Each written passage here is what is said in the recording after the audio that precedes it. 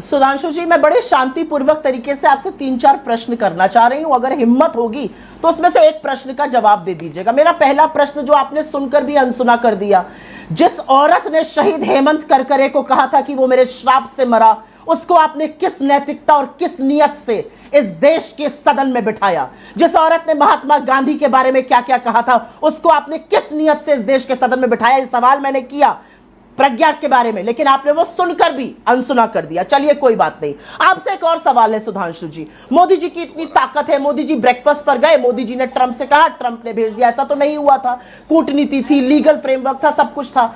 इसी के चलते मोदी जी एक और काम करें। मैं आपसे सवाल पूछना चाहती हूं, मोदी जी, पुलवामा में 40 जाबाजों की शहादत हुई, उनमें से किसी एक व्यक्ति को आज तक गिरफ्तार किया गया जिसने इतना आतंकी हमला करवाया?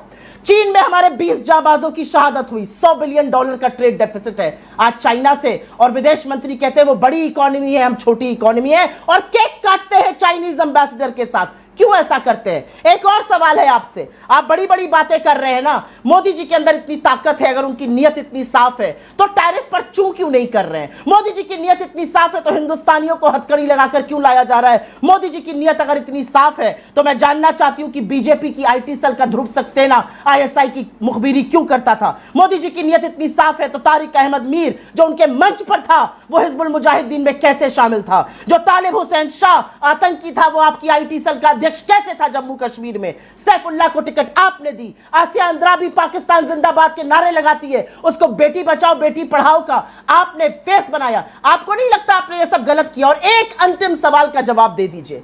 2008 का हमला तो हो चुका था ना, देश वो आघात झेल चुका था ना, आप क्यों गए पाकिस्तान?